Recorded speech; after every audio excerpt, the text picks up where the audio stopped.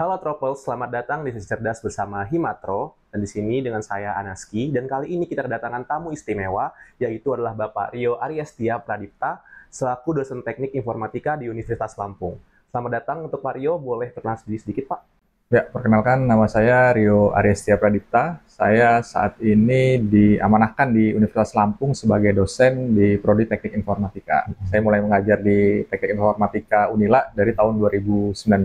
Oke. Nah Pak Rio, jika saya tidak salah, Anda kan sudah memiliki beberapa pengalaman yang cukup panjang ya dalam dunia Ya, pendidikan. Terutama di bidang teknik informatika nih. ya. Dalam pandangan Bapak, kira-kira ada nggak sih Pak perbedaan cara belajar mahasiswa saat ini dibandingkan dengan generasi sebelumnya? Hmm. Atau kira-kira ada nggak saran spesifik gitu bagi kami yang dapat Bapak berikan untuk membantu kami belajar lebih efektif di tengah berbagai kemudahan dan juga perkembangan di era digital nih Pak? Dan tantangan yang ada saat ini kira-kira apa sih Pak? Oke, mungkin perbedaannya saya membandingkan dengan ketika saya kuliah ya. Iya. Saya kuliah tahun 2004 ya. Di 2004 itu internet sudah ada tapi belum semasif sekarang gitu ya. Saat ini kan kalau kita uh, internet kita bawa pulang ya, istilah di rumah ada internet, di kuliah pun bisa kita pakai internet, kita punya smartphone yang ada internetnya, ada teknologi yang sehingga informasi itu mudah kita dapatkan. Kalau saya lihat perbedaannya perkuliahan atau pembelajaran pada saat ini dan zaman dulu, kalau zaman dulu itu saya supaya bisa tahu hal-hal baru, ya saya harus nyari gitu ya, Oke, informasi harus betul. saya cari. Kemudian kalau saya nggak tahu, saya tanya. Minimal saya tanya itu ke teman, ya. Oh, Tanya dengan teman-teman yang sudah tahu beberapa informasi atau bidang ilmu yang sudah dipahami, dia sudah baca di apa mungkin di perpustakaan atau dari sumber ilmu yang lain. Saya diskusi bareng nih. Jadi diskusi bareng artinya saya bikin kelompok belajar. oh, Kalau zaman dulu tuh enaknya bikin kelompok belajar karena teknologi ya ada tapi nggak ada internet ya, seadanya gitu ya. informasinya nggak sebanyak sekarang, jadi kita Oh, susah. Jadi paling mudah adalah bertanya ke orang yang sudah tahu duluan, teman, dosen, ataupun orang-orang apa kita gabung di organisasi, tanya teman yang di organisasi. Kalau sekarang udah mudah banget. mm-mm. Kita di rumah aja mau cari informasi, tinggal buka handphone ya, smartphone, koneksi ke internet, informasi dapat semua gitu ya. Iya. Artinya bedanya apa? Kalau saya ngelihatnya bedanya kalau zaman dulu lebih apa, berkelompok, kalau sekarang lebih individualis gitu ya. Betul. Individualis artinya bukan bukan berarti jelek, tapi kita cari informasi nggak perlu lagi perlu jalan kemana gitu, cari informasi, cari teman, cari tahu sesuatu. Kalau sekarang bisa di rumah, tinggal buka laptop, buka handphone, kita dapat informasinya. Ya, cara penerapannya artinya kalau zaman sekarang mahasiswa ataupun siapapun yang mau belajar ya kita harus bisa menggunakan teknologi itu bukan hanya untuk entertainment, tapi juga bisa diarahkan untuk mencari informasi yang kita butuhkan. Jadi Oke. arahnya lebih ke situ sih ya. Jadi walaupun individualis, tapi lebih mudah.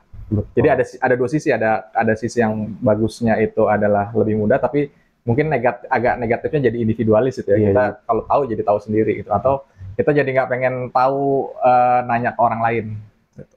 Oke, betul sih Pak. Jadi kayak kalau untuk zaman ini kan kayak lebih apa ya, jarang berinteraksi karena kayak Ya, apa-apa sudah lebih simpel gitu ya kan. mudah Betul. lebih mudah dicari lah. Iya. Nah, berhubungan dengan yang Bapak saran Hmm. tadi kayak di era digital ini kan kita kan sudah sangat Hmm. pesat banget ya perkembangannya Pak. Hmm. Nah, teknologi ini sudah menjadi bagian integral dari proses pembelajaran gitu. Nah, menurut Bapak, kira-kira ada nggak sih Pak penggunaan teknologi dalam konteks pelajaran saat ini yang lebih memberikan manfaat atau justru menimbulkan berbagai tantangan bagi mahasiswa? Hmm. Nah, bagaimana cara mahasiswa kami saat ini dapat memanfaatkan teknologi secara optimal dalam proses belajar mereka gitu? Oke. Teknologi ini terkait mungkin apa aplikasi gitu kali Iya, ya. Kalau betul. mungkin kalau sekarang kan perkembangan teknologinya ke arahnya AI gitu, ya, artificial intelligence, kemudian nanti turunannya banyak tuh ada apa GPT-4 ya yang sekarang kita dosen bisa bikin soal lewat chat GPT. Mahasiswa cari jawabannya juga lewat chat GPT gitu. Jadi artinya chat GPT yang jadi apa soko gurunya gitu, atau jadi profesornya. Kalau zaman dulu saya juga sebenarnya nggak jauh beda tuh, ada teknologi namanya, ada istilahnya Mbah Google ya, profesor, ada istilah profesor Oh Google iya, gitu, betul, betul. profesor mau nanya apa-apa nanya ke profesor Google. Ya sebenarnya sekarang bergesernya ke arah chat GPT atau sosial media yang lain gitu ya. Oh, Ya artinya teknologi dari zaman dulu sebenarnya ada, cuman berubah aja, beda-beda gitu ya. Nanti porsinya beda. Kalau di zaman saya itu mungkin arahnya lebih banyak ke search engine, yang search engine itu jadi sebuah hal yang dianggap tahu informasi banyak, kita bisa nanya di situ. Ya dulu contohnya ada yahoo.com, ada Google gitu ya, kita pakai R-nya ke situ. Kalau sekarang ya kalau aplikasi basis AI. Memang perbincangannya sekarang AI itu etis nggak sih dipakai untuk pembelajaran, perkuliahan, gitu, atau mencari jawaban dari sesuatu. Contohnya misalkan kita nanya tentang soal perkuliahan, boleh nggak sih ya? Ya kalau menurut saya sih sah-sah aja ya, kalau menggunakan porsi teknologinya itu untuk membantu kita. Tapi jangan jadikan teknologi itu ya satu-satunya sumber, kemudian segala sesuatu kita tanya di teknologi tersebut, jawabannya kita copy paste gitu ya, Apa diubah gitu. plek ketiplek ya itu nggak bagus juga. Betul. Saya lebih setujunya menggunakan teknologi itu dengan bijak, apapun teknologinya. Nanti ada mungkin sekarang dengan AI, mungkin nanti beberapa tahun lagi, 10 tahun lagi berubah lagi. Nah, kita harus beradaptasi. Kalau kita nggak menggunakan teknologi, ya akhirnya teknologi itu jadi usang ya dengan teknologi. Betul. Artinya kita harus beradaptasi, teknologi kita gunakan dengan baik supaya meningkatkan metode pembelajaran gitu. Jadi ada pertanyaan apa yang kita nggak ketahui, dosen kan nggak tahu semuanya gitu ya. Kemudian mungkin kalau mencari buku agak sulit, ya kita minta bantuan dengan metode teknologi-teknologi yang ada. Jadi jadikan teknologi itu sebagai asisten membantu kita. Oke, betul sekali Gitu. sih Pak. Oke, mungkin dari kita bicara soal era digital ya Pak. Mungkin kita akan berpindah sedikit mengenai dunia kerja yang dimana nanti bakal ditemui oleh mahasiswa nanti setelah lulus gitu Pak ya. Betul. Nah, dunia kerja saat ini kan sangat kompetitif ya Pak, dan menuntut keterampilan yang tidak hanya teoritis tapi juga praktis. Nah, kira-kira ada nggak sih Pak keterampilan apa saja yang menurut Bapak perlu dimiliki oleh mahasiswa teknik informatika agar mereka dapat bersaing dengan baik di dunia kerja? Biasanya kan kalau anak-anak informatika tuh mikirnya kayak jago coding aja gitu, kayak tanpa ada public speaking-nya atau mungkin semacamnya gitu. Dan bagaimana kira-kira mahasiswa untuk kami sendiri dapat mempersiapkan diri untuk menghadapi tuntutan tersebut? Oke, jadi kalau pertanyaannya tentang dunia kerja itu biasanya sebenarnya sudah dikenalkan ya mahasiswa itu dengan dua hal. Kita punya dua keilmuan, yang satu hard skill, yang satu lagi soft skill gitu ya. Sebenarnya dua-duanya bisa didapatkan dari belajar di sekolah, di perkuliahan itu bisa didapatkan dua-duanya. Tapi secara umum tadi kalau misalkan hard skill, bagaimana? Ya kalau di informatika, ya kita belajar ya di sekolah dari semester 1, dari awal masuk sampai kita lulus, kita mempelajari semua bidang ilmu. Ya alhamdulillah kalau kita di teknik informatika ada konsentrasi 4 ya. Mahasiswa sebenarnya secara dasar belajar 4 konsentrasi tersebut. Tetapi pendalamannya nanti memilih konsentrasi tertentu. Nah artinya dipisah 4 konsentrasi itu bukan berarti nanti mahasiswa yang memilih satu konsentrasi nggak dapat yang lain ya, dapat tapi lebih mendalam di satu konsentrasi itu. Nah nanti itu pemilihan konsentrasi berdasarkan apa? Berdasarkan minat dan bakat dia si mahasiswa tersebut nantinya kira-kira pengen kompeten di bidang apa. Kita kan ada 4 konsentrasi, rekayasa perangkat lunak, sistem cerdas, teknik komputer, sama teknologi informasi. Nah, artinya nanti kalau misalkan ada satu mahasiswa, saya pengen fokus ke sistem cerdas, ya artinya dia masuk ke konsentrasi tersebut. Dia menguatkan konsentrasi kompetensi dia di bidang sistem cerdas yang macam-macam ya turunannya. Itu bisa didapatkan dari perkuliahan. Kemudian yang kedua itu ada soft skill. Soft skill itu ya sebenarnya bisa didapatkan dari perkuliahan juga, ataupun dapat kita tingkatkan, kita asah di organisasi gitu ya. Jadi di dunia organisasi, baik kita bisa nyebutnya di dalam kampus ataupun di luar kampus gitu ya. Ya organisasi itu macam-macam ya, kayak ini ada HIMA gitu ya. HIMA salah satunya kalau di Unila yang paling dekat dengan kita di HIMA ataupun di UKM. Di organisasi itu apa sih yang kita dapat ya? Yang kita dapat ya cara berkomunikasi, kemudian cara bertemu orang itu gimana caranya, ya komunikasi tadi ya. Terus kemudian cara menyampaikan sesuatu itu juga ada ilmunya ya, ada tekniknya. Ya hal-hal yang nggak kita dapatkan dari buku ataupun kompetensi pembelajaran. Nah itu namanya soft skill. Itu bisa kita dapatkan salah satu dari organisasi. Tapi misalkan saya nggak ikut organisasi Pak, gimana Pak? Berarti saya nggak punya soft skill dong gitu ya. Nggak juga, kadang di perkuliahan itu dosen kan kasih tugas, misalkan tugasnya presentasi. Betul. Nah presentasi itu kadang mahasiswa tuh nganggep, aduh dosen ngasih presentasi nggak ngajarin gitu ya. Padahal nggak, itu adalah satu hal dosen ngajarin sesuatu. Apa? Soft skill yang bisa kita dapat apa kira-kira? Yang pertama komunikasi. Karena presentasi itu kan kita nggak cuma baca di papan tulis, gitu ya. Kemudian yang audiensnya dengar. Tapi bagaimana kita menampilkan poin-poin di papan tulis, tapi kita bisa nyampaikan gitu ya. Jadi sudah kita baca sebelumnya, baru kita sampaikan. Itu satu. Yang kedua, ketika kita mempersiapkan presentasi itu dan tugasnya kelompok, kan ada teamwork. Betul. Nah, teamwork itu bisa kita dapatkan dari tugas presentasi itu. Jadi mempersiapkannya itu juga teamwork. Kemudian masalah time management. Dikasih tugas presentasi ya, minggu depan presentasi ya. Artinya ada 7 hari kan dari hari ini gitu ya. Dan maksud sih nggak ada dari 7 hari itu kita menyisakan waktu untuk bersama kelompoknya membahas apa yang akan kita sampaikan. Nah, artinya dari situ aja, dari tugas presentasi itu kita dapat 3 hal, ya. Dapat teamwork, time management, sama cara komunikasi, menyampaikan sesuatu gitu ya. Nah, itu soft skill yang bisa kita dapatkan. Dari sekolah, dari perkuliahan kita dapat itu. Di dunia kerja nanti diterapin juga nggak jauh beda sama ya, walaupun ada kompetensi nanti mungkin misalkan kita kerjanya sebagai programmer kan banyak kan ngetik Pak gitu ya, nggak banyak komunikasi dengan user, tapi maksudnya kita nggak ngobrol sama supervisor kita, bos kita, atasan kita gitu ya. Atau misalkan kita mau menyampaikan Pak ini tugasnya udah selesai loh gitu. Kalau kita nggak tahu cara ngomong, kemudian kita nggak siap menerima kritikan dari orang, ya artinya nanti kita sulit diterima di dunia kerja. Gitu. Jadi ada 2 hal selain kompetensi, yaitu penting, IPK itu harus bagus gitu ya. Jadi IPK itu ya bukan hal yang sebagai catatan aja di ijazah gitu, itu penting juga. Artinya menandakan bahwa kita punya kompetensi, dan kalau IPK kita bagus, kompetensi kita bagus secara hard skill. Kalau soft skill tercatat nggak sih ya? Kalau di kita alhamdulillah ada SKPI ya. Sebenarnya SKPI itu kompetensi ya, bukan hanya nilai hard skill, tapi dari soft skillnya dinilai sebagai bentuknya SKPI.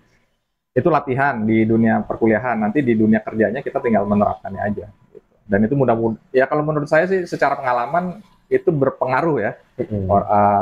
Keaktifan kita di perkuliahan berpengaruh ketika kita di dunia kerja nanti. Oke. Nah, kira-kira ada nggak sih Pak pesan dari Bapak sendiri kayak untuk misalnya mahasiswa yang masih lebih prefer untuk kayak ngerjain tugas individu aja gitu daripada tugas kelompok, karena beberapa dari kami kan kayak biasanya ada kan kayak kurang aktif dalam kelompok, dan kira-kira itu gimana Kak cara handle-nya gitu? Bagaimana tips and trick gitu ya untuk mahasiswa yang masih kerja sendiri ya. Betul. Ya, pahami bahwa kita tuh hidup nggak sendiri gitu ya Pak. Mungkin itu yang paling sederhana ya. Secara mendasar kan kita selalu diajarin, kalau saya dari SD tuh manusia tuh makhluk sosial. Kita bahkan di kosan gitu ya. Di kosan tuh pasti kan kosan isinya nggak cuma kosan kita doang gitu ya. Ada tetangga kita, ada tetangga kosan, ada tetangga lingkungan gitu ya, yang orangnya beda-beda gitu ya. Kemudian ada nanti ketika masuk dunia kerja juga seperti itu. Nggak mungkin kita kerja sendirian.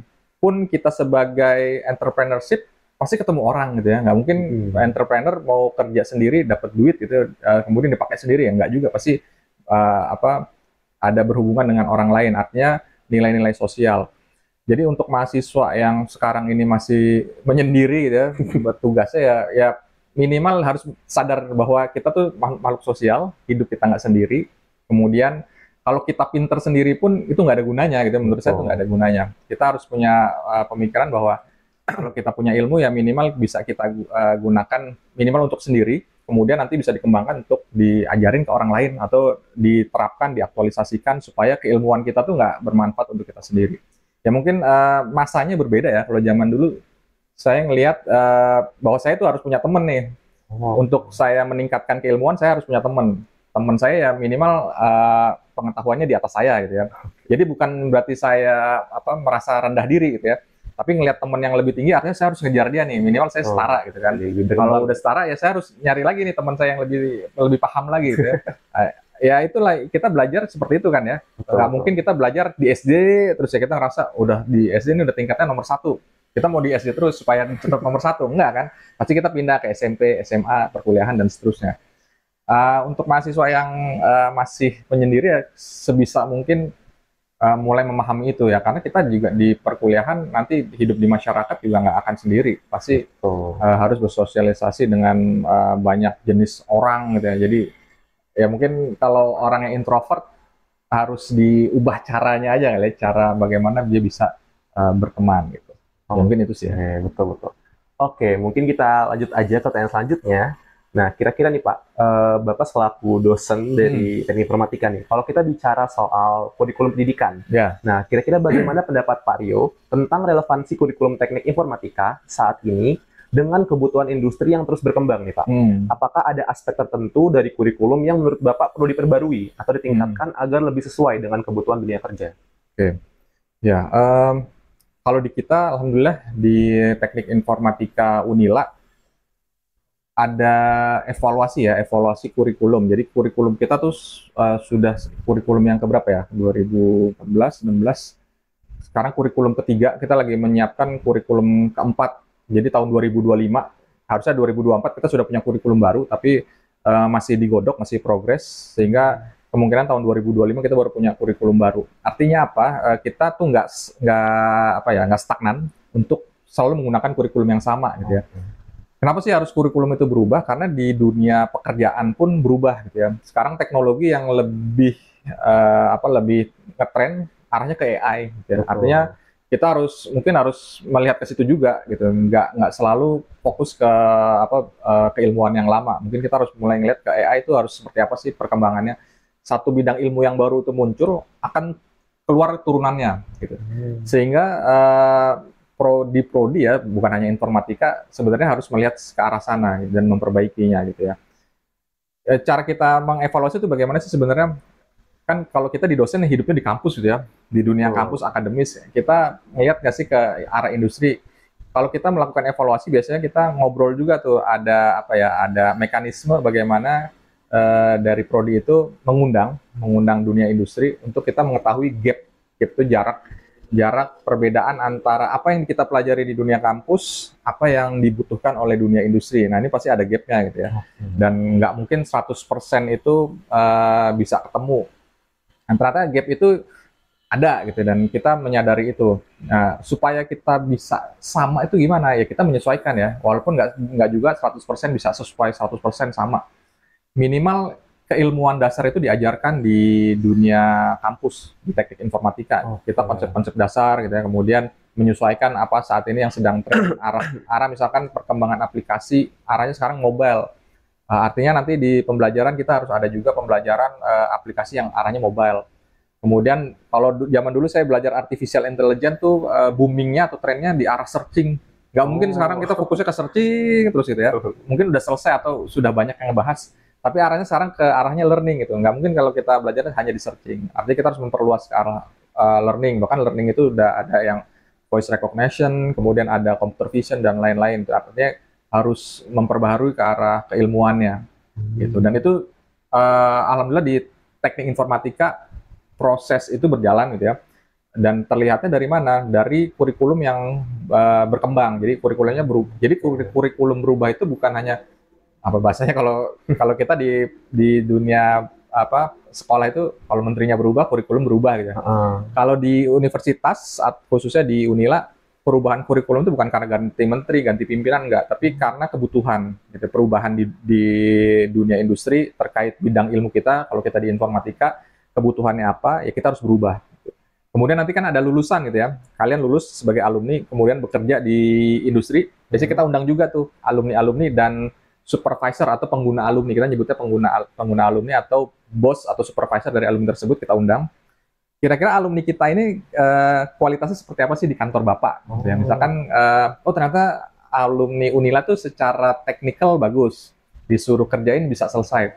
Kekurangannya apa? Ternyata kekurangannya masalah komunikasi, teamwork nggak bagus itu, apa pemalu, gitu ya. Itu kan masalah soft skill tadi ya. Betul. Nah, artinya nanti di kurikulum itu harus ada pembelajaran yang meningkatkan soft skill tadi, bagaimana meningkatkan komunikasi, teamwork, itu harus dirubah. Nah, makanya kurikulum disesuaikan lagi.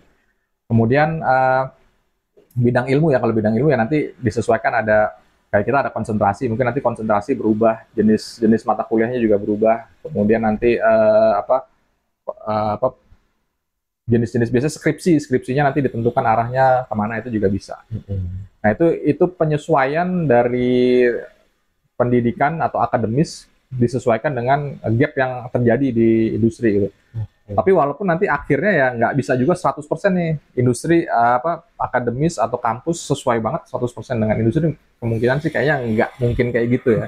Kecuali mungkin nanti kampusnya dibikin sama industri, disponsori, gitu, bikin kurikulumnya sebenarnya sesuai industri, ikatan kerja ya, itu mungkin bisa. Tapi kalau kita kan nggak kayak gitu ya, Unila Inulnya kan berdiri sendiri sehingga nanti menyesuaikan. Jadi kita harus banyak berdiskusi ya. Kayak tadi berkelompok gitu ya. Artinya kalau punya kelompok belajar dulu di mahasiswa di kampus. Nah, nanti memperluas nih kelompok kita dengan dunia industri, dengan kampus lain. Kira-kira kampus kita benchmarking dengan kampus lain bedanya apa? Yang kampus-kampus sudah sukses bisa kerjasama dengan industri. Gitu. Nah, itu yang bisa meningkatkan kompetensi kita sih di industri seperti itu. Oh, Gitu. berarti baik lagi Pak ya, ke soft skill tadi kayak setiap interaksi itu berarti memang penting kayak Iya. misalnya ke mahasiswa antara mahasiswa tapi dosen ke dosen lain juga. Jadi Iya, ada betul. perkembangan untuk kurikulum kita. Ya, gitu, dosen Pak. itu juga meningkatkan kompetensi juga gitu, sama Betul. seperti mahasiswa. Oke, nah mungkin nih dari sudut pandang Bapak, kita semua kan tahu ya Pak, bahwa mahasiswa ini sering menghadapi berbagai tantangan dalam proses belajar mereka. Nah, kira-kira dalam pengalaman Bapak, apa tantangan utama yang dihadapi mahasiswa teknik informatika untuk saat ini? Dan menurut Bapak, bagaimana sih peran himpunan dalam membantu mahasiswa mengatasi tantangan tersebut agar mereka bisa lebih fokus dan juga produktif dalam belajarnya? Oke ya, tantangan utama ya. Mungkin ini mungkin nanti kalau kamu nanya orang lain bisa beda lagi gitu. Iya, Ini betul. secara saya pribadi ngelihat tantangan sekarang itu kita hidup di era informasi.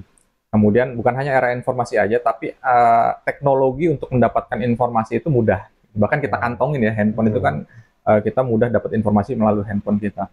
Saya selalu nyebut itu kita selalu dibanjiri oleh informasi itu macam-macam, yang negatif, yang positif, yang kita butuhkan, yang nggak kita butuhkan itu kita dapat gitu ya. Betul. Bahkan kalau kita buka sosial media, kadang kita scroll sedikit aja, informasi yang nggak kita butuhkan ada muncul gitu ya. Jadi kita tahu dan kita harus tahu. Jadi kita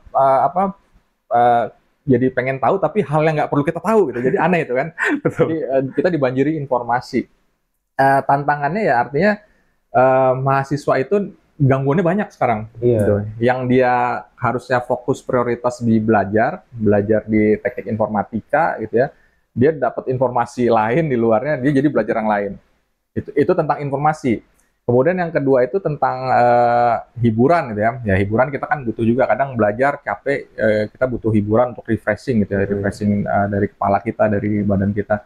Nah kadang refreshnya zaman sekarang itu dengan zaman saya itu beda ya. Saya main game juga zaman dulu ya. Tapi game sekarang saya lihat beda dengan zaman dulu. Kalau zaman dulu tuh kalau game kalau udah selesai ya udah selesai gitu ya. Atau kita bisa main terus sampai levelnya sampai. Kalau sekarang tuh gamenya tuh kayak nggak berhenti gitu ya. Game levelnya tuh kayak nggak habis-habis gitu ya. Kayaknya apa yang dikejar tuh luas gitu ya. Nggak bisa kita gapai ya. Contohnya main game-game yang sekarang tuh kan seperti itu. Artinya hiburannya itu terlalu banyak. Itu dari game ya. Belum dari yang lain. Artinya kadang hiburan itu malah menjadi satu hal utama yang hal prioritasnya malah jadi tersingkirkan. Nah itu banyak hal ya. Jadi informasi yang terlalu besar, tantangan kita bisa memilih hiburan itu prioritas atau tidak gitu ya. Nah itu yang mungkin kalau dari Hima sendiri bisa memberikan mungkin pelatihan kali ya atau apapun nanti jenisnya dari Hima tuh bisa mengajarkan bahwa mahasiswa itu beda nih dengan dunia sekolah gitu ya. Di dunia kuliah tuh kita prioritasnya cukup tinggi gitu. Tantangannya cukup besar untuk mempelajari di satu semester aja kita bisa ada berapa 10 mata kuliah ya. Betul. Satu semester bisa 10 mata kuliah. Yang 10-10-nya tuh beda gitu. Satu dengan yang lainnya tuh beda. Kita harus memahami dalam waktu 16 pertemuan gitu ya. Kemudian kompetensinya cukup ketat gitu ya. Cukup harus bisa dipahami. Itu satu. Kemudian artinya nanti di Hima tuh bisa menekankan bahwa ini mahasiswa sudah masuk kampus, dunianya berbeda nih dengan sekolah. Mungkin kalau sekolah itu ada istilah sekarang tidur aja bisa lulus gitu ya. Kalau di kampus tuh ya tidur aja ya udah tidur, saya silahkan mahasiswa tidur tapi nggak dapat nilai gitu ya. Ya itu berbeda. Artinya prioritas perkuliahan itu cukup tinggi. Kemudian yang kedua di Hima itu juga mungkin bisa mengajarkan bagaimana caranya kita bisa fokus pada prioritas kita, manajemen waktu mungkin ya, waktu, fokus pada prioritas, sehingga mahasiswa sudah dewasa, kemudian kadang mahasiswa itu dilepas sama orang tuanya walaupun sama-sama tinggal di Bandar Lampung, satu rumah, tapi kadang orang tua percaya kan anak saya sudah dewasa, ya udah silakan kuliah gitu. Bebas. Kadang nggak dimonitor perkuliahannya gitu kan. Dan mahasiswanya senang main gitu ya, tadi ngeliat setiap hari ngeliat medsos, kemudian main game, akhirnya kuliahnya terbengkalai. Nah artinya kalau dari Hima ya bisa ngajarin tadi time management, manajemen prioritas, gitu ya. Kemudian menjelaskan bahwa ya ini dunia kampus sudah berbeda. Gitu. Dan lebih fokus. Harapan saya sebenarnya kalau dari Hima tuh ya lebih fokusnya ke kegiatan akademis, gitu ya. Betul. Mungkin sampai saat ini Hima kita tuh termasuk Hima Elektro yang kegiatannya banyak, melimpah tuh, bahkan Senin, Selasa, Rabu, Kamis, Jumat, Sabtu, Minggu. Itu kegiatannya banyak gitu, dari departemen divisi yang beda-beda. Kegiatan terus, minjem ruangan terus. Tapi kalau dilihat di persentasenya tuh yang mendorong ke arah akademik, kemudian tadi meningkatkan kemampuan mahasiswa di bidang perkuliahan tuh lebih sedikit dibandingkan kegiatan-kegiatan yang eventual gitu ya, event-event besar gitu ya. Jadi arahnya mungkin kalau di Hima mendorong ke arah situ akademik, karena kita adalah salah satu organisasi mahasiswa yang harapannya memang karena dekat dengan jurusan, arahnya mendekatkan ke akademik gitu. Jadi mahasiswa yang masih mencari jati diri masuk ke Hima tuh bisa tahu, oh, saya ini mahasiswa gitu. Jadi bukan ya, walaupun nanti dia minatnya ada yang minatnya ke hal-hal di luar akademis gitu ya, tapi minimal di Hima itu bisa, kamu ini mahasiswa loh, kamu harus belajar, harus kewajiban kamu seperti ini. Gitu. Gitu. Oke, nah mungkin nih Pak, saya juga setuju banget dengan pendapat Pak tadi soal kayak memang harusnya lebih banyak lagi kegiatan yang berhubungan dengan akademis gitu Pak. Yeah. Soalnya saya juga percaya bahwa keterlibatan dalam organisasi ini sangat penting untuk pengaman diri. Nah, saya juga di sini ingin bertanya Pak, kira-kira seberapa penting sih Pak keterlibatan mahasiswa dalam organisasi seperti himpunan untuk pengembangan keterampilan mereka, baik soft skill yang Bapak bicarakan tadi, ataupun kayak hard skill lah gitu. Nah, kira-kira gimana sih kegiatan dalam himpunan ini dapat berkontribusi terhadap kemampuan mahasiswa? Nah, kira-kira tadi seperti Bapak bicarakan tadi, kayak sebaiknya ada kegiatan akademik yang diperbanyak lagi, atau mungkin ada kegiatan lain yang berhubungan dengan kegiatan kuliah kita juga. Kira-kira bagaimana Pak? Ya, oke. Artinya berarti kalau saya sih selalu gini ya, misalkan mahasiswa baru masuk ke informatika, betul. Harapan saya ya mereka bisa fokus di pembelajaran gitu ya, kemudian sukses di perkuliahan, IPK-nya bagus, lulusnya 3,5 tahun sampai 4 tahun.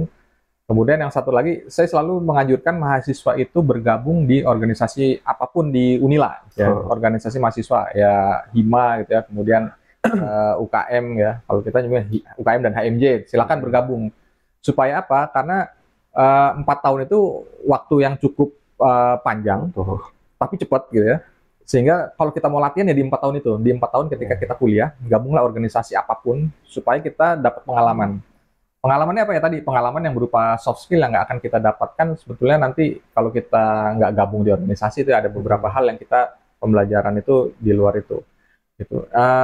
Yang bisa ditingkatkan ya artinya kalau dari sisi ya mahasiswa tadi ya ikut bergabung gitu ya. Walaupun nanti mungkin sambil belajar, sambil bertanya, saya ini mau gabung di mana? Di misalkan di bela diri kah, di keilmuan, di olahraga atau yang mana gitu ya. Ya terserah, pokoknya gabung aja dulu. Gitu. Nanti minat dijalankan. Kemudian nanti dari himanya gitu ya, mungkin dari himanya ya minimal bisa mengarahkan kegiatannya ke arah penyadaran bahwa mahasiswa yang gabung di ini khusus Hima gitu ya. Kalau UKM yang keolahragaan ya nggak mungkin lagi gitu ya. Kalau yang Hima itu ya fokusnya ke akademis gitu ya. Jadi menyadarkan bahwa mahasiswa yang gabung di situ bukan hanya nanti untuk jadi pemimpin di kampus, nggak juga, tapi pasti arahnya ke akademis. Menyadarkan anggota-anggotanya untuk dia bisa rajin belajar gitu. Kemudian tadi kalau bisa berkelompok kan ya. Kalau saya lihat kan sekarang arahnya lebih ke individual. Kita aja namanya himpunan kan. Artinya kalau himpunan itu berkelompok, orangnya ngumpul. Nah, jangan sampai kumpulan itu orangnya banyak tapi nggak ngapa-ngapain atau berbuat hal yang negatif itu ya jangan sampai kayak gitu. Jadi kalau bisa dibikin kegiatannya yang positif. Minimal ya kalau bisa, misalkan katakanlah satu hima itu nggak tahu nih saya mau bikin kegiatan apa. Bikin kelompok-kelompok belajar, studi klub ya. Studi klub itu misalkan ada kakak tingkatnya yang dia pinter di satu mata kuliah ya. Mata kuliah misalkan kalkulus. Kan kalkulus itu jadi jadi hal yang menakutkan ya di teknik ya, secara umum teknik ya. Bukannya informatika. Kakak tingkat yang pinter bidang kalkulus jadi kumpulin misalkan ada 5 orang. Bikin kelompok, satu orang nih megang satu kelompok bahas tentang kalkulus. Misalkan yang ya dia paham tentang kalkulus hanya integral, yang satu tentang diferensial, ya udah bikinlah kelompok itu gabung, jangan dia terus berarti kan. Nah, itu nanti membahas tentang satu mata kuliah gitu. Terus dikemas dalam kegiatan hima. Jadi sudah gitu ya. Jadi artinya hima itu punya manfaat seperti itu gitu. Iya. Men-trigger mahasiswa untuk menyukai mata kuliah kalkulus, coba kalkulus ya. Belum mata kuliah yang nanti sesuai dengan bidangnya. Kalau kita di hima elektro luas kan, ada yang ke elektroan, ada yang ke bidang komputer. Itu luas banget. Nanti pasti banyak banget kalau bidang teknik. Kalau mata kuliah kan belum ada kan. Nah, artinya tuh ya bisa dimulai gitu, bisa diarahkan ke sana. Itu udah masalah akademis. Kemudian nanti kalau ke depannya kita di Indonesia di bidang di perguruan tinggi itu punya beberapa kegiatan perlombaan gitu ya. Misalkan contoh yang kita kenal sekarang kan PKM ya, yang arahnya ke PIMNAS. Nah, itu bisa diarahkan ke sana ataupun nanti kalau yang bidang informatika tuh ada gemastik gitu ya. Di gemastik itu kita ikut perlombaan yang bidang kita informatika. Artinya kalau kita belajar di kuliah dapat ilmunya, di perlombaan itu kita bisa menerapkan gitu, untuk bisa ikut kejuaraannya, menerapkan secara nggak langsung gitu ya, studi kasusnya itu di perlombaan itu. Kalau kita bisa juara ya alhamdulillah gitu. Kalaupun kita nggak bisa juara, minimal kita dapat pengalaman. Oh ternyata di dunia kita nih, anak-anak kampus, anak-anak perkuliahan nih, punya gelaran yang begitu besar, semuanya punya ambisi untuk bisa juara di bidang-bidang itu ya. Kalau di PKM kan banyak tuh ya, ada karya tulis, ada kewirausahaan, ada ide-ide futuristik. Yang ternyata kuliah tuh nggak gitu-gitu aja loh sebenarnya. Ada kita bisa meningkatkan daya kritis kita. Nah itu daya kritis itu juga salah satunya dikembangkan dengan cara kita mengikuti kegiatan-kegiatan ilmiah kayak gitu. Nah itu mulai dari hima. Nggak bisa hal kayak gitu tuh mulai dari dosen tuh kayaknya agak sulit ya. Dosen tuh kadang udah fokus ke perkuliahan, pengajaran gitu. Nah itu harus dari hima ya bisa mengambil peran itu. Walaupun nggak harus ya, tapi sebenarnya bisa karena hima tuh bentuknya himpunan dan pengurusnya banyak. Kalau misalkan mendorong mahasiswa untuk meningkatkan hal akademis tuh itu mungkin banget. Gitu. Jadi ya kadang kita sayangnya hima itu lebih ke organisasiannya aja, fokusnya itu satu, ke kaderisasinya aja, sama yang kedua itu event. Jadi event-event besar, ya, mengumpulkan massa, itu ngelihat kayak kemarin kita ada acara konser, oh hima ini bisa ngadain konser, oh hima ini bisa ngadain kegiatan sepak bola, ngundang siswa-siswa se-Lampung, bukan se-Bandar Lampung lagi, se-Lampung, itu kayaknya keren banget ya. Padahal kata keren itu ya bisa juga ke arah akademis. Oh ternyata hima ini bisa ngajarin kalkulus nih kakak-kakaknya. Nanti dari mahasiswa dari jurusan lain datang mau belajar kalkulus ke hima itu. Itu kan bisa juga kan? Bener. Itu jadi hal yang hal yang keren yang sebenarnya kita nggak ngelihat tapi itu ada. Gitu. Jadi arahnya bisa luas itu ya KMG itu mengimplementasikan kegiatannya. Iya sih. Jadi banyak banget ya kayak ada insight baru kayak sebenarnya untuk hima itu ada kesempatan buat berfokus di bidang akademik itu gitu ya. Bisa, ya. Oke, mungkin kita udah bicara banyak kali ya soal hima tadi. Nah, kira-kira dari Pak Rio sendiri, apakah Bapak memiliki contoh konkret tentang mahasiswa yang mengalami perkembangan pesat berkat keaktifannya dalam himpunan? Nah, kira-kira ada nggak kisah inspiratif atau mungkin pengalaman yang bisa dibagikan kepada kita semua? Kayak salah satu contoh gitu kira-kira Pak. Mahasiswa yang gabung ke hima gitu ya, kegiatan kemahasiswaan gitu ya. Sebenarnya ini bukan di informatika sih ya, tapi mohon maaf nih ya, karena bukan di hima kita ya. Ada beberapa jurusan yang ketika mereka sudah mengelola kegiatan kemahasiswaannya untuk ke arah akademis.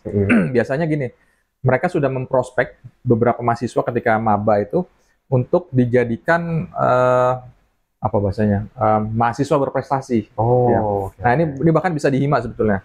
Jadi kalau kita pengen ada misalkan 3 tahun lagi gitu ya, kita pengen ada satu mahasiswa kita di jurusan elektro itu bisa jadi mahasiswa berprestasi. Minimal jadi mahasiswa berprestasi dari Unila gitu ya. Kita prospek tuh, kita siapin. Caranya gimana ya? Jadi dari hima itu bikin kriterianya kira-kira yang mahasiswa berprestasi seperti apa, ya udah rekrut gitu ya. Nanti ketika direkrut mahasiswa itu di dalam hima itu yang ngikutin kegiatan-kegiatan untuk berprestasi, ya bikin karya tulis, kemudian dia mungkin ditokohkan di himanya gitu, jadi pimpinan bahasanya pimpinan teras gitu ya, pimpinan teras dari hima gitu ya, pengurus harian ataupun bahkan jadi ketuanya. Nah kalau selama ini kan kita ketua berdasarkan keaktifan ya, tapi ini aktifnya di secara akademik. Ya kalau ada beberapa jurusan lain gitu ya di hima-hima lain yang ataupun UKM, mereka tuh keaktifan tuh sudah di prospek. Oh. Jadi mereka yang akan menjadi mahasiswa berprestasi itu adalah si A, si B, si C. Katakanlah ada 10 orang gitu ya. Ada 10 orang ini nanti diikutin kegiatan masing-masing nih. Ada kegiatan karya tulis, ada kegiatan akademik apa gitu ya. Mereka dicemplungin dari semester 1. Oh nanti yang bertahan sampai akhir gitu ya, sampai 1 semester siapa? Oke, misalkan sisa 5 orang. Nah, 5 orang ini nanti diikutin lagi kegiatan. Kemudian di tahun kedua dimasukin ke keorganisasian. Jadi mereka punya poin kompetensi di bidang akademik, punya poin kompetensi di bidang soft skill ya di keorganisasian. Ketika tahun ketiga ada kegiatan pemilihan mahasiswa berprestasi, mereka sudah punya poin-poin tersebut, udah nyimpen gitu dari tahun awal mereka masuk. Yang bisa memprospek itu sebenarnya ya organisasi ya, HMJ, UKM itu bisa memprospek seperti itu, mencari mahasiswa-mahasiswa seperti itu. Biasanya dicari yang bisa bahasa Inggris itu kan nggak semuanya aktif ya bahasa Inggrisnya ya, kayak kita biasanya pasif, bisa tapi pasif.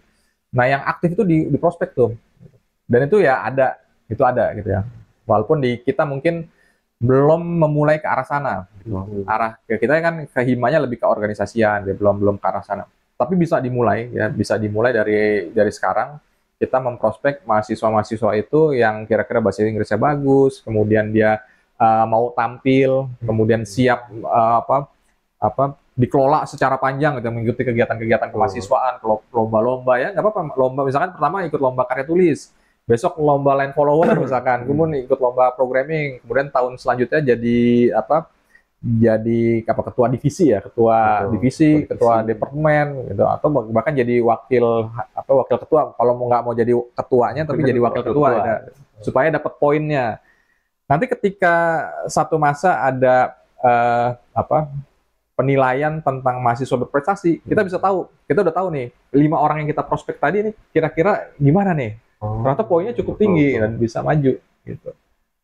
Di beberapa kampus, di beberapa jurusan tuh sudah mengelola seperti itu, dan kampus-kampus yang maju biasanya mengelola mahasiswa seperti itu. Jadi mahasiswa berprestasi itu bukan ujuk-ujuk ada pemilihan gitu ya, kita nyari saat itu list mahasiswa kita 100, nilainya paling bagus siapa, kita tunjuk, ini mahasiswa prestasi kita ya, ajukan. Nah, itu nggak akan jadi.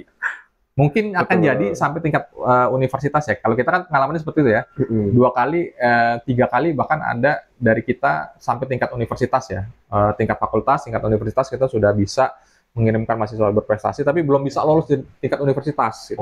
Karena parameter penilaian itu ya macam-macam. Artinya kalau mau melihat contoh-contoh mahasiswa yang berprestasi kemudian masuk organisasi ya bisa dikelola seperti itu. Ada itu. Betul. Mungkin kita mainnya harus agak jauh ya ke jurusan yang lain. Itu ada, insya Allah ada. Ya, mungkin itu juga sih Pak, kayak faktor dari kita hasil dari misalnya kayak ada misalnya Porsima Pak.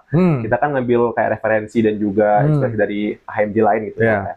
Dan misalnya juga untuk contohnya misalnya seperti Kak Citra kemarin. Ya, Citra ya. Itu berhasil. Nah, berarti dari kesimpulannya dari hima itu tuh benar-benar memiliki dampak penting juga sebenarnya Pak, dari awal kayak kita mencari bibit-bibit unggul gitu yang bisa digunakan untuk jadi representasi dari jurusan teknik informatika sendiri gitu.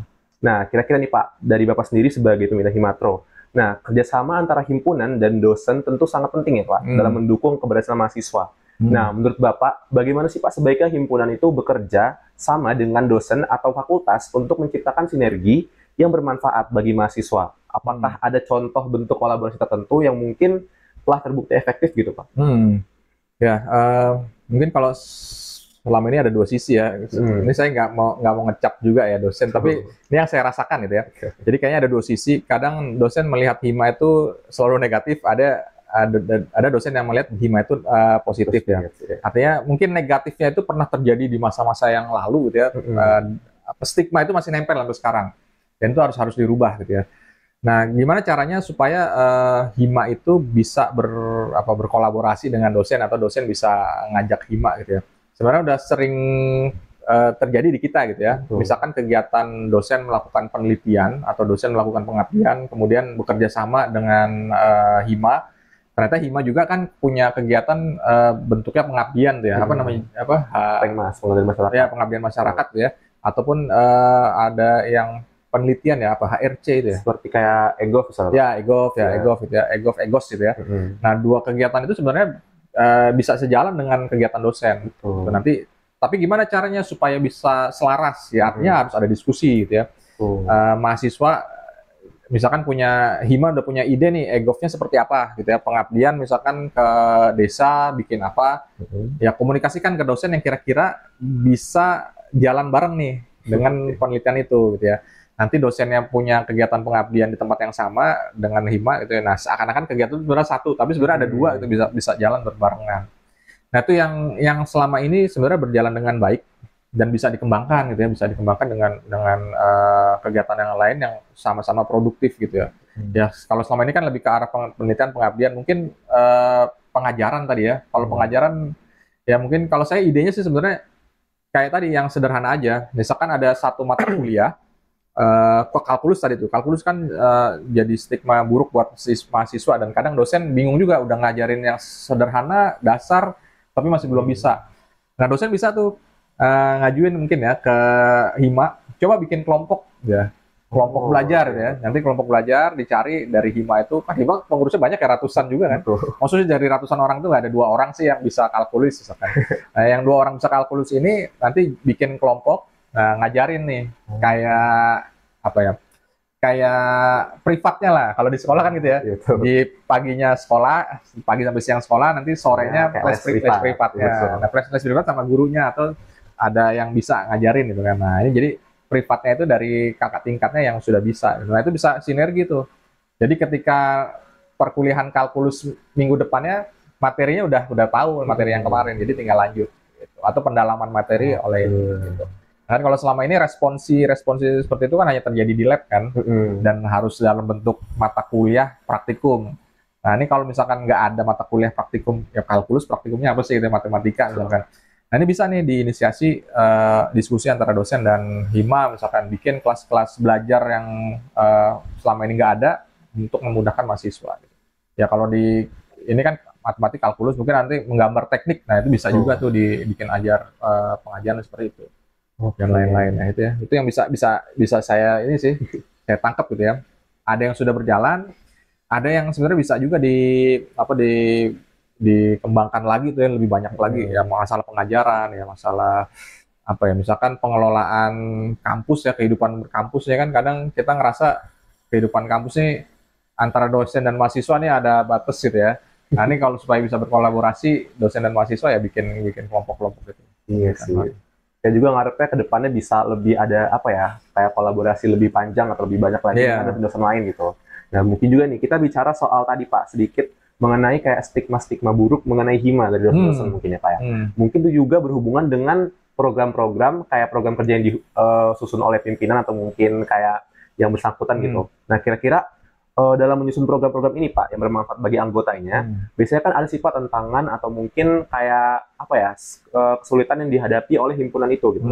Kira-kira apa aja Kak tantangan tersebut dan bagaimana cara himpunan kita bisa mengatasinya untuk memastikan bahwa program yang diselenggarakan ini benar-benar memberikan manfaat bagi anggotanya. Oke. Nah, ini susah juga nih ya kalau misalkan masalah kegiatan ya. Biasanya kan kalau saya lihat ya 2 tahun sebagai pembina hima nih, kegiatan tuh hanya turunan dari atas saja, dari kakak-kakak tingkat yang lalu gitu ya, warisan. Kemudian kayaknya kalau kita nggak ngelakuin ini, kita nggak ada kegiatan lagi gitu kan. Kita mau bikin takut salah gitu kan, nggak mau bikin kegiatan baru. Ya sebenarnya dikembalikan aja ke visi misi himanya tuh apa sih, visi misi hima tuh apa, kenapa hima tuh harus ada gitu ya di jurusan, di kita nih harus ngapain gitu. Kalau misalkan nggak ada, misalkan anggaplah hima tuh nggak ada gitu ya, kita nggak ngadain kegiatan ini, sebenarnya masih berjalan nggak sih, sebenarnya aman nggak sih ini jurusan nih masih apa ya, berjalan dengan baik atau tidak. Kalau kalian ngerasanya ternyata kalau nggak ada jurusan nggak ada hima ini, jurusan agak goyah misalkan atau ada sesuatu yang hilang, ya udah bikin kegiatan itu, mahasiswa yang ada di jurusan tersebut merasa kalau nggak ada kegiatan tersebut ini kayaknya ada yang kurang gitu. Ya tadi kegiatan itu artinya harus bermanfaat gitu ya, bermanfaat sesuai dengan visi misi si hima tersebut dibangun, itu seperti apa tujuannya, sehingga nanti baru bisa nih nentuin, oh kita tujuannya seperti ini, bikin kegiatan-kegiatan yang positif gitu ya, kegiatan positif. Kalau saya sih sebenarnya kegiatan yang penting fun gitu ya. Mm-mm. Pertama bermanfaat, yang kedua fun. Kalau kegiatan itu kita ngerasa ini bermanfaat, tapi dibikin kegiatan itu dengan tidak mengasihkan. Betul. Orang udah tahu deh, wah kegiatannya apa misalkan seminar nih, tapi seminarnya begitu ya. Jadi males. Pengemasannya pasti begini, pasti begitu. Oh. Udah ada di pikirannya mahasiswa tersebut. Kalau seminarnya hima itu pasti membosankan, nggak akan ada yang datang. Walaupun kita tahu nih manfaatnya cukup besar, gitu ya. Nah, artinya tadi tahu tujuannya, kemudian dikemasnya seperti apa, gitu. Kemudian nanti ya tinggal ngundang pesertanya ya. Peserta ya kita kalau di hima kan bisa dua cara ya ngundang peserta. Cara yang open aja, open recruitment ya, buka pendaftaran, atau yang cara pemaksaan gitu. Cara pemaksaan itu ya wajib hadir ya. Apa divisi ini wajib hadir ya untuk supaya acaranya penuh. Ya kalau misalkan acaranya pemaksaan sebenarnya nggak apa-apa. Yang penting ketika pembawaan acara itu acaranya fun dan manfaat dari acara tersebut bisa tersampaikan dengan baik ke pesertanya. Itu sih harapan ya, karena ya saya juga ngelihat kegiatan hima itu ya bukan nggak bermanfaat ya. Selama ini ya kalau saya sih izinin aja kegiatan yang penting positif. Yang saya lihat tuh nggak fun gitu, nggak fun tuh kalau nggak fun tuh ya yang datang pasti kan merasa terpaksa gitu ya, pernah terpaksa nggak fun gitu, jadi manfaat yang harusnya tersampaikan jadi nggak tersampaikan, pasti seperti itu. Oke, berarti mungkin bentuk evaluasi itu kayak gimana caranya membuat acara itu lebih fun lagi dan bisa lebih di-enjoy lagi oleh anggota-anggota ya gitu Pak. Oke, mungkin tadi sudah banyak ya Pak ya, kayak pendapat dan juga saran-saran disampaikan oleh Hima nih. Nah, kira-kira sebagai penutupnya nih Pak, kira-kira ada nggak saran Bapak agar himpunan kita ini bisa lebih efektif lagi? Contoh tadi Pak, kayak merubah suasana acara jadi lebih asik lagi, jadi lebih fun. Nah, kira-kira selain itu, ada nggak Pak kayak saran untuk membantu mahasiswa juga mencapai potensi terbaik mereka dalam Hima ini? Kayak ada nggak sih langkah-langkah konkret yang bisa diambil untuk meningkatkan peran himpunan dalam pengembangan mahasiswanya? Oke. Ya kalau untuk pengembangan hima gitu ya. Kalau saya sih sebenarnya kalau kita gabung di satu organisasi ya, ini untuk semua anggotanya. Jadi saya bukan bicara tentang himanya. Kalau kita gabung di organisasi, minimal kita fokus gitu ya. Kita tahu organisasi itu bagus. Ya kalau kita tahu udah jelek ya nggak usah gabung gitu ya. Kita tahu udah nih kayaknya buruk nih, negatif gitu ya. Udah nggak usah gabung. Kalau kita tahu itu positif dan kita akhirnya secara sadar gabung di situ, kita harus mau nih ngembangin organisasi gitu ya. Minimal hadirlah di setiap kegiatan gitu ya. Kita tahu nih kegiatan ini seperti ini. Walaupun nanti akhirnya kegiatan itu ya agak membosankan. Tapi kalau misalkan kedepannya minimal dari orang-orang itu tersebut yang gabung di organisasi hima tersebut mau berkontribusi gitu ya. Berkontribusi minimal hal yang paling sederhana ya hadir gitu ya. Terus mau berkumpul. Kadang ada orang-orang yang dia itu bingung nih di organisasi, saya mau ngapain nih ya. Akhirnya kontribusinya saya akan hadir terus nih kegiatan. Walaupun dia disuruh jadi ketua kegiatan ya, saya nggak mau, kan ada yang kayak gitu ya. Saya nggak mau, kayaknya saya nggak mampu nih, saya masalah komunikasi masih kurang. Tapi saya pengen berorganisasi, pengen bergabung bareng-bareng gitu ya. Ya udah gabung aja gitu. Saya pengen kumpul teman-teman. Kemudian nanti ya kalau orangnya sudah ada, ya organisasi tersebut harus bisa bikin kegiatan. Nah, kegiatan itu jangan sampai ya tadi kegiatannya hanya warisan gitu ya, kemudian nggak ada tujuannya, terus udah gitu nggak fun. Itu udah dipastikan ya kegiatannya gitu-gitu aja, gitu ya, gitu-gitu aja. Kadang makanya saya kalau misalkan ada yang ngasih proposal ke saya tahu nih kegiatan tahun lalu, ya saya tanya dulu nih yang ngasih proposal itu minimal harusnya ketuanya sama sekretaris kan ya. Dia harus tahu nih kegiatan apa gitu ya. Kemudian dampaknya buat hima apa. Kalau kadang ditulis promosi hima gitu, ngundang pesertanya dari siswa-siswa. Terus saya tanya, promosinya gimana ya? Ya dengan kegiatan itu. Memang dengan kegiatan itu siswa-siswa yang hadir itu mau masuk ke Unila gitu saya bilang. Mau masuk ke Unila, kalaupun masuk ke Unila mau masuk ke Elektro. Kalaupun masuk ke Elektro mau masuk ke hima nggak gitu saya bilang. Gimana cara promosinya gitu kan. Nah, itu kadang apa yang ditulis tuh nggak sejalan dengan apa yang dikerjakan gitu kan. Jadi ya itu sebenarnya proses pembelajaran ya. Namanya kita kan organisasi kemahasiswaan tuh ya proses pembelajaran. Yang penting ada orangnya, terus mau bikin kegiatan yang positif, kemudian ya tadi latihan ya komunikasi dengan dosen pembina itu kan latihan komunikasi, latihan menyampaikan sesuatu gitu ya. Kemudian argumentasinya dipatahkan tuh, harus bisa ngejawab, jangan pundung gitu, jangan sakit hati. Itu latihan yang ya sebenarnya biasa, nanti kalau di dunia kerja mungkin lebih berat, lebih kasar lagi gitu ya, penolakan itu terjadi. Ya, artinya kemudian yang jadi pimpinan-pimpinan itu juga harus bisa merangkul gitu ya. Jadi artinya nanti Ya contoh sekarang berapa anggotanya ada 300 ya. Pimpinan itu kan paling cuma berapa orang gitu ya. Katakanlah 10 orang nih. Ada 300. Nah, yang pimpinan ini jangan sampai jadi orang yang malah dirangkul, didorong-dorong supaya muncul ya. Tapi jadi orang-orang yang muncul, kemudian bisa merangkul yang lain gitu ya. Karena dulu saya pengalaman di organisasi kemahasiswaan juga, ya saya tuh yang sering nongkrong itu saya juga ya, dia lagi. Bukan berarti ini gila tampil ya, maksudnya dulu kalau zaman dulu gila tampil, bukan berarti kita gila tampil, tapi kita tuh menunjukkan bahwa kita tuh aktif gitu. Nanti kalau ada apa-apa kita merangkul anggotanya gitu. Nah, nanti walaupun isi acara itu lu lagi sebagai panitianya ya nggak masalah, yang penting acaranya positif, kegiatannya jelas ya, untuk kita ataupun untuk biasa kan kegiatan internal atau eksternal gitu ya, kita kembangkan gitu. Ya itu, jadi sebenarnya mengembangkan dari sisi orangnya, dari sisi organisasinya. Jadi ketika kita tahu kompetensi kita apa nih di organisasi, ya udah kerjain. Misalkan saya, kamu apa bidangnya? Kalau saya di bidang pendidikan, maksudnya kayak seperti apa? Kayak ya, minatnya apa sih?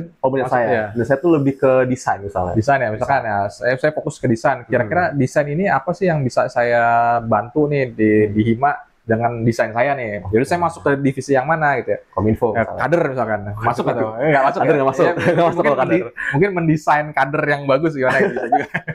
Oke.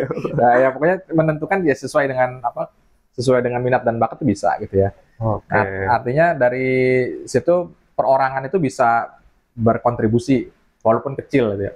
Jangan sampai kita ini ada 300 orang. Saya aktif nih gitu ya. Terus saya ngeliat teman saya nggak pernah aktif, wah lu nggak ada kontribusinya tuh. Ya mungkin bener ya, tapi jangan sampai digituin. Tapi kalau bisa diajak, dirangkul. Ayo kita bikin apa yuk di Hima itu, walaupun nggak dalam bentuk kegiatan yang masuk KPI gitu ya, nggak masuk kegiatan, nggak ada anggarannya, tapi bisa bikin kegiatan. Bahkan dulu saya zaman kuliah itu ada tongkrongan, kita sering nongkrongnya sampai sore. Sore itu gunanya apa? Makan malam. Jadi makan malam doang. Cuman nungguin soto ayam buka jam 7. Jadi kita nunggu malam itu cuma nunggu soto ayam. Yang makan siapa? Yang BPH makan bareng.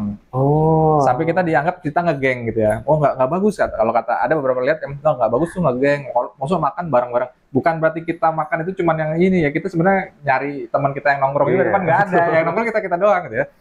Itu hal-hal yang sederhana gitu. Jadi kalau kita jadi pimpinan di organisasi, kalau bisa ngerangkul juga gitu. Jadi selain kita tahu kontribusi apa ya, kita ngerangkul gitu. Jangan sampai yang males ya ditinggalin, gitu. Tapi gimana caranya supaya bisa sampai demis ya. Minimal sampai demis itu kita masih bisa bareng-bareng. Gitu. Karena nanti kalau udah nggak peduli, ketika kita udah demis, kita pergi tuh dari organisasi itu nggak peduli lagi tuh. Alhamdulillah udah keluar dari Hima nih yang kawah Chandra di muka gitu ya. Bahasanya kayak ninja gitu, hilang langsung tiba-tiba. Gitu. Nah mungkin tadi kayak poinnya ini sih Pak, berarti kayak gimana cara kita ngembangin soft skill tadi, kayak kita kan harus berkomunikasi dengan banyak orang gitu ya. Tadi kita cara ngerangkul tadi ya. Karena kalau misalnya ada anggota lain yang kira-kira kurang aktif dan ditinggalkan, justru malah nggak menyelesaikan masalahnya gitu kan ya Pak, betul. Nah mungkin nih kita kelas balik sedikit ke jawaban Bapak mengenai kayak sistem kayak program kerja kita yang masih ngikutin kayak turunan gitu Pak ya, dari alumni atau senior gitu. Nah kira-kira hubungan antara mahasiswa sebagai pengurus ini dan juga alumni kan kita sangat penting ya Pak untuk membangun jaringan profesional. Nah menurut Bapak, bagaimana himpunan kita dapat memperkuat hubungan antara mahasiswa dan juga alumni untuk mendukung karir mereka? Nah apakah ada inisiatif yang bisa diambil dalam hal ini? Ya mungkin dari sisi himanya ya, mungkin kalau dari sisi himanya kalau saya lihat kalau bisa punya database alumni gitu ya. Jadi database alumni, dan database itu terupdate. Artinya misalkan besok kan ada wisuda nih ya, alumni yang masih seger gitu ya, fresh graduate gitu ya, fresh graduate kan seger. Nah itu udah ada data mereka minimal itu ya. Mereka mungkin belum kerja, baru kerja 3 bulan lagi. Nah 3 bulan lagi harus diupdate tuh datanya. Jadi minimal alumni yang terdekat kita punya database-nya. Kedua, alumni yang benar-benar sudah lama nih. Kan kita katanya udah banyak punya alumni yang sudah jadi pimpinan-pimpinan di perusahaan-perusahaan ya. Nggak usah malu, datengin aja ke alumni tersebut, atau misalkan nggak kenal ya cari alumni yang angkatannya sama gitu ya, atau yang dekat angkatannya deket ya. Misalkan angkatan 2000, berarti carilah angkatan 2001, 2002, 2003 gitu yang masih bisa dihubungin untuk cari nomornya, PIC-nya gitu ya. Bikin database-nya gitu ya.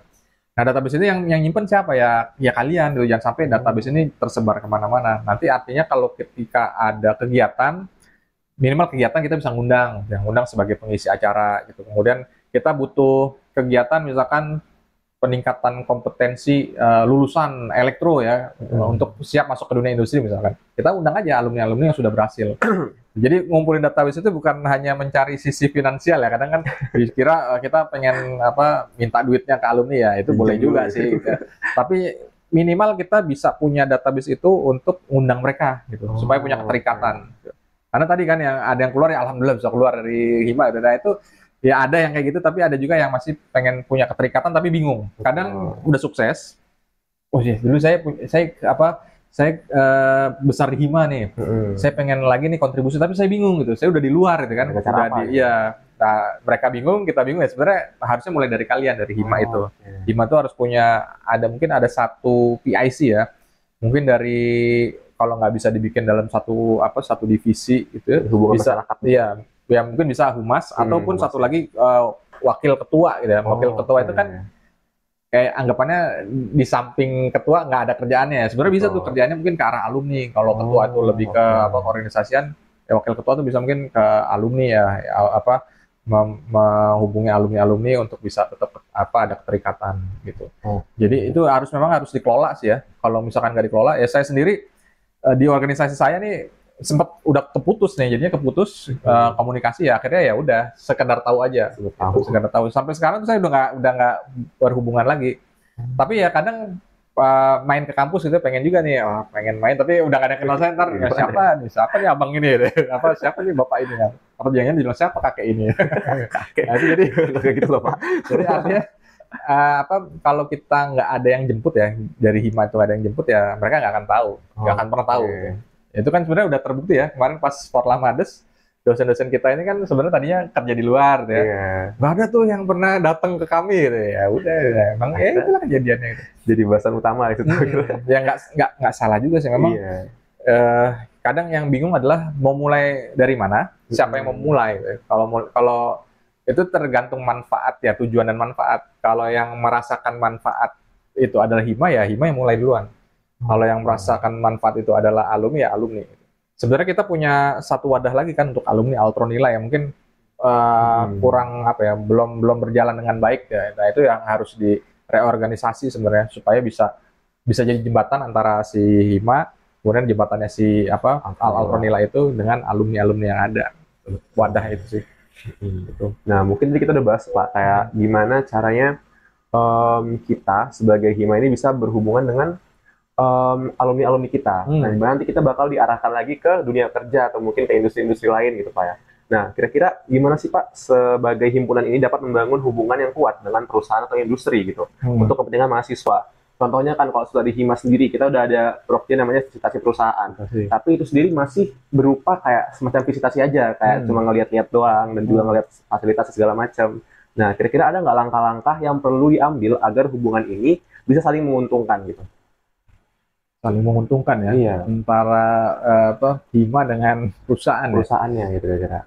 Kalau saya pribadi sih belum bisa menemukan ya, maksudnya artinya bisa nggak sih ya satu organisasi kemahasiswaan ini dia bekerja sama gitu ya dengan perusahaan. Karena kadang gini, kalau saya ngeliat suatu perusahaan itu kan sebuah institusi yang dia mencari keuntungan ya keuntungannya macam-macam. Artinya kalau kita bekerja sama dengan mereka pasti melihat ada untungnya nggak sih kerjasama ini untuk mereka gitu. Kalau kita kan sebenarnya mencari keuntungan juga supaya ada pengalaman bekerja gitu. Ya sebenarnya bisa bikin aja kerjasama, mungkin cari perusahaan-perusahaan yang dia mau merekrut mahasiswa untuk magang gitu ya. Nah kalian kerjasama bikin MOU dari Hima bisa menyediakan nih orang-orang anggotanya kan kalian ada yang kakak tingkat kan masih anggota tuh ya. Itu jadi anggota kita nih siap nih untuk ditempatkan di perusahaan Bapak nih misalkan sampai selama 6 bulan atau anggota-anggota yang sudah demis ini dikelola untuk mencari tempat-tempat kafe. Nah, itu bisa juga tuh. Artinya kalian nanti kerjasama MOU untuk arahnya ke sana. Tapi kalau untuk yang kehimaannya sendiri mungkin saya lebih ke arah situ ya tadi kegiatan-kegiatan yang kunjungan. Jadi kerjasama itu bisa untuk kunjungan. Yang kedua tuh kalau kalian bikin kegiatan-kegiatan besar bisa jadi sponsorship ya. Tapi kalau misalkan ke arah yang lebih jauh, ya tadi paling anggota-anggota yang sudah siap magang bisa diarahkan ke sana. MOU-nya seperti itu. Atau kalau misalkan kalian siap itu ya magang, tapi kayaknya nggak mungkin ya angkat apa semester bawah gitu ya. Semester bawah yang belum semester 6 itu udah magang tuh kayaknya nggak mungkin gitu. Jadi ya kesempatannya seperti itu. Atau bikin misalkan sekarang tuh banyak yang buka kerjasama perusahaan-perusahaan yang basicnya education. Jadi kayak di coding gitu ya, contohnya ada ini sebut merek apa ya, ada beberapa perusahaan yang bidangnya pendidikan, mereka mau kerjasama dengan kampus bahkan ke organisasi mahasiswa supaya mahasiswanya itu bisa ikut pelatihannya mereka, kelasnya mereka. Betul. Nah itu bisa juga tuh sebenarnya kalian kerjasama, nanti kalian bikin kegiatan misalkan pelatihan JavaScript gitu ya. Nanti dengan institusi yang sudah kerjasama dengan kalian, buka kelasnya dari mereka, yang isi dari mereka, kalian tinggal nyediain pesertanya gitu. Selama berapa sesi gitu ya. Boleh. Yang entah berbayar, entah gratis. Misalkan gratis, nanti mungkin ada timbal balik ya kan, kalian harus ngapain. Nah itu keuntungan dari dua sisi yang bisa kita ambil ya. Atau nanti suatu saat kalian bikin kegiatan, misalkan kegiatan kayak EEA itu kan ada beberapa lomba yang terkait akademis. Nah biasanya mereka mau tuh ngisi sebagai sponsor untuk kegiatan itu. Misalkan saya mau jadi sponsor EEA tapi khusus kegiatan misalkan cepat atau kegiatan debat ya. Karena ada sisi akademiknya, mereka buka sponsor di situ. Nah, itu bisa tuh kalian buat kerjasamanya arahnya ke situ. Kalau dulu saya di perkuliahan sebenarnya alumni ya, dari alumni yang sukses perusahaannya mau bikin kerjasama, sampai si alumni itu bisa kerjasama menarik beberapa mahasiswa untuk jadi programmernya. Programmernya itu misalkan dapat gaji ya, gajinya 2 juta misalkan ya, nanti dipotong 500 ribunya buat himpunannya, 1.500.000 buat gajinya si mahasiswa itu. Jadi 500-nya itu jadi bisa menghidupi himanya. Karena saking banyaknya orang yang direkrut, artinya kan banyak duit pemasukan juga kan buat himanya. Karena itu ada tanda tangan perjanjian. Himanya bisa hidup sendiri, bisa punya ruko buat namanya istilahnya sekretariat. Jadi menyewa ruko untuk sekretariat. Kalau kita kan nggak punya kan. Itu satu-satunya UKM di bidang komputer yang punya penghasilan, maksudnya punya penghasilan untuk menghidupi dirinya sendiri. Gitu. Itu benar insightful sih. Jadi dulu sih bergeraknya dari alumni yang sukses. Kerjanya di swasta yang cukup ternama, kemudian merekrut programmer yang bahasanya gajinya murah gitu ya, bayar ada kecil tapi sudah punya pengalaman, dikaryakan di sana, gajinya dibagi gitu ya. Jadi Hima tuh organisasinya jadi kayak outsourcing. Gajinya 2 juta sebenarnya diambil 1.500.000 buat gaji, 500-nya dikelola oleh Hima. Jadi penghasilan sendiri gitu kan? Iya, gitu. Nah itu ini sejangka panjang ya. Sebenarnya bisa kita mengelola tersebut. Gitu. Jadi himanya itu nanti ke organisasinya bisa hidup. Gitu. Jadi kembali lagi lah Pak ya, kayak gimana cara kita menjaga komunikasi ke alumni, dari alumni juga bisa mengarahkan ke perusahaan. Dan kembali lagi gimana cara kita mengatur MOU-nya gitu ya. Iya, kalau misalkan ternyata nggak ada alumninya ya artinya kalian harus bergerak tuh perusahaan-perusahaan menyebar sendiri ya. Perusahaan-perusahaan yang kira-kira kita bisa magang, bisa kayak gimana sih MOU, bisa magang. Oke, nah mungkin udah insightful banget tuh untuk dunia kerja kita ya. Nah mungkin kita kembali nih Pak, mungkin sebagai pertanyaan terakhir juga sih Pak, ini sebagai pertanyaan kayak yang paling banyak dipermasalahkan oleh mahasiswa kita. Nah kira-kira Pak, gimana sih kita sebagai pengurus nih mengatur keseimbangan antara kegiatan akademik dan non-akademik? Itu kan sebagai tantangan kita sekarang ya Pak, kayak banyak banget tabrakan kegiatan seperti misalnya ada kegiatan Hima di hari yang sama kita harus ngejar ACC misalnya, atau kayak asistensi gitu. Nah kira-kira gimana sih Pak tantangan utama dalam mengatur keseimbangan ini gitu? Dan bagaimana himpunan ini bisa membantu mahasiswa dalam menavigasi antara tuntutan akademik dan juga kegiatan organisasi, bukan malah kayak saling tabrakan gitu. Nah itu yang tadi sudah balik ke awal lagi tuh. Jadi di Hima itu ketika masuk mahasiswa terus disadarkan prioritas dia apa. Nah artinya ada manajemen prioritas. Prioritasnya di mana? Kalau artinya kalau mempersiapkan kegiatan itu kan nggak mungkin kan dadakan ya. Sehari 2 hari, 2 hari lagi mau ada kegiatan harus minta tanda tangan dosen itu. Kayaknya nggak mungkin. Dan rata-rata biasanya panjang tuh. Nah itu bisa diatur lah. Nah kalau ada manajemen prioritas, kita bisa tuh manajemen waktu. Nah itu yang di zaman sekolah mungkin kita nggak terlalu banyak ya, walaupun di sekolah mungkin kita ikut jadi anggota OSIS, ketua OSIS ya, tapi masih banyak dikelola oleh guru kan ya kalau OSIS itu ya, organisasi di siswa. Artinya manajemen prioritas itu nggak terlalu kelihatan, nggak terlalu berasa. Nah, ketika kita di dunia kampus ya itu, kita kadang dilepaskan, dibebaskan, kemudian kita kadang masih bingung karena dulu kayaknya masih dibantu orang, kalau sekarang harus sendiri. Nah, manajemen prioritas ini yang harus disadarkan nih ke mahasiswa. Ini prioritas pertama ya belajar gitu ya. Prioritas keduanya ya organisasi. Nah, nanti di organisasi kan banyak tuh.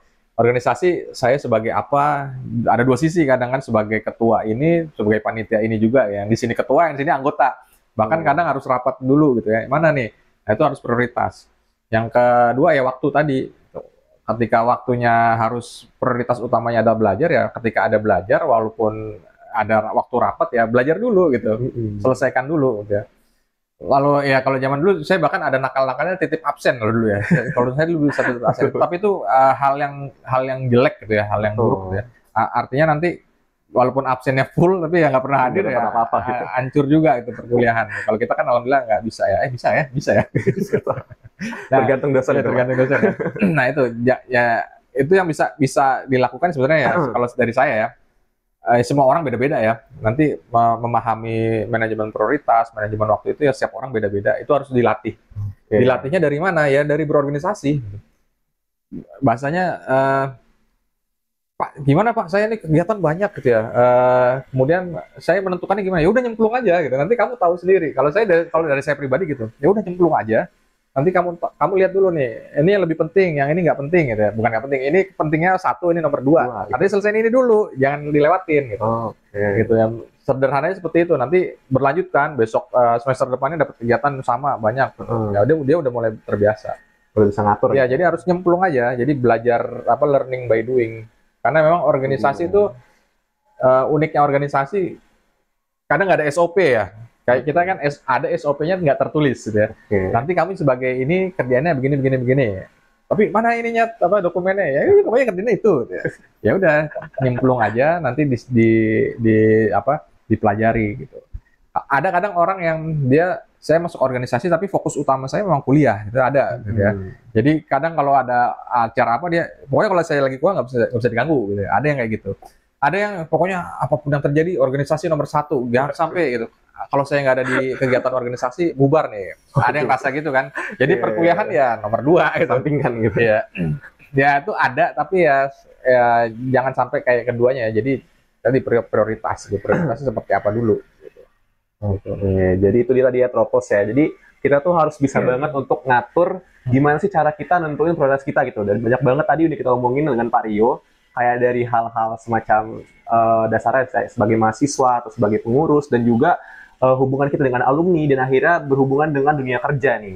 Oke, Tropos, mungkin itu aja yang dari kita omongin tadi ya. Banyak banget yang kita omongin tadi sebelumnya, kayak dari hal-hal dasar sebagai mahasiswa atau mungkin sebagai pengurus, dan juga bagaimana kita menjaga hubungan dengan alumni, dan juga bagaimana sih kita mempersiapkan diri untuk dapat bekerja di dunia kerja nanti. Nah, mungkin Pak, sebelum kita akhiri, ada nggak sih Pak harapan Bapak untuk perkembangan Himpunan Mahasiswa Teknik Elektro di masa mendatang? Apakah ada cita-cita atau mungkin tujuan tertentu yang ingin Bapak lihat terwujud oleh kami? Dari sisi himpunan gitu ya? Iya, betul. Oke, ya. Kalau dari saya, harapannya kalau himpunan ini sebagai partner jurusan juga gitu ya. Artinya kalau misalkan mahasiswa sudah belajar di jurusan, ada sesuatu yang nggak didapat gitu ya. Sudah belajar di prodi di jurusannya masing-masing, ada sesuatu yang nggak didapat, misalkan organisasi. Ya artinya nanti organisasi itu bisa diambil alih perannya oleh si Hima ini. Nah, Hima ini bisa menyediakan kegiatan-kegiatan yang dia tidak dapat di kelas. Misalkan tadi ya, katakanlah misalkan soft skill itu benar-benar nggak dapat di ruang kelas, ya sudah disediakan di ruang organisasi tersebut. Sehingga mahasiswa itu ketika dia tadi masuk ke dunia kerja, dia bisa merasakan minimal belajar poin-poin profesionalisme ya. Profesional di keorganisasian. Kalau di organisasi kan ada tingkatan gitu ya. Bagaimana cara dia berkomunikasi, bagaimana dia menentukan, ini atasan saya siapa. Sebelum saya ngomong ke ketua, berarti harus ngomong dulu ke ketua divisi, gitu, ketua departemen, baru ke atas gitu. Nah, dia tahu. Kemudian dia tahu juga, saya ini seumuran nih, satu organisasi gitu kan. Tapi ya kadang karena dia ketua ya saya menghormati, Menghormati gitu. gitu. Atau saya ketua nih, karena saya ini tahu nih teman-teman saya, ya saya jangan merasa tinggi gitu, tapi teman-teman saya juga gitu. Nah artinya di organisasi itu ada hal unik yang kita kadang nggak kita pelajari dari buku gitu ya. Pun kita belajar dari buku tentang organisasi, kalau nggak dipraktekin itu halnya aneh gitu ya, nggak bisa kita dapatkan. Nah artinya hal-hal tersebut yang saya tadi sebut profesionalisme bisa disediakan ya oleh Hima. Jadi Hima tuh harus bisa melihat ketika hari ini Hima tuh beda nih dengan Hima yang dulu gitu, atau organisasi mahasiswa ini beda dengan organisasi yang dahulu gitu. Mungkin kalau organisasi yang dulu tuh arahnya memang lebih ke perpolitikan ya, geopolitik ya. Ya kalau sekarang tetap melihat geopolitik kampus gitu ya, yang kira-kira seperti apa. Tapi geopolitik itu untuk mengetahui yang negatif apa, yang positif apa. Dan kita tetap bisa bertahan ngelihat industri gitu ya, tren industri itu kemana sih, supaya mahasiswa ini bisa bertahan gitu ketika dia lulus. Dia pinter nih, IPK-nya 4,0, tapi secara organisasi profesionalisme dia nggak dapet. Nah ini bisa di peran mengajarkan hal tersebut, memberikan simulasi dunia nyatanya ya di organisasi kemahasiswaan. Dan itu harapannya ya nggak usah muluk-muluk ya, bisa jadi organisasi besar profesional ya, tapi minimal hal-hal kecil itu bisa diterapkan gitu. Dan hal-hal yang buruknya, yang stigma-stigma yang dianggap oleh dosen ini, stigma di Hima nih ABCDE, yaitu ABCDE ini udah hilang gitu ya. Sudah berubah karena tren organisasi mahasiswa sekarang tuh arahnya ke akademik banget. Di kementerian punya kegiatan ormawa gitu ya, kemudian ada tadi lomba-lomba. Hima tuh bisa jadi tempat ke situ aja, bisa jadi men-trigger gitu ya. Karena sekarang saya sendiri sebagai dosen ngajakin mahasiswa berkegiatan tuh sulit ya, karena dia mungkin prioritas kayaknya saya kuliah belajar aja deh gitu, nggak bisa ini itu, nggak bisa yang lain ya. Kalau misalkan mereka mau ke Hima, artinya yang di Hima itulah coba yang bisa didorong ke arah situ. Jadi jangan sampai nilai bagus organisasi jelek, atau organisasi bagus nilainya jelek. Kalau bisa jalan seimbang, dua-duanya tuh dapat ya. Organisasi oke, nilainya juga tetap oke. Nanti ketika kalian kerja, kalian bisa ngerasain, bisa membuktikan omongan-omongan dosen yang tentang organisasi itu bagus loh. Itu ketika kalian sudah 5 tahun lagi kali ya, 10 tahun lagi mungkin ya, 10 tahun lagi udah dari hari ini di tempat kerja, organisasi itu dampaknya seperti apa sih gitu ya. Positifnya. Oke, mungkin terima kasih atas waktu dan pemikiran Bapak yang sangat berharga banget, Pak. Semoga diskusi ini dapat memberikan inspirasi bagi banyak orang. Sama-sama. Dan juga untuk Propels, see you in the next event.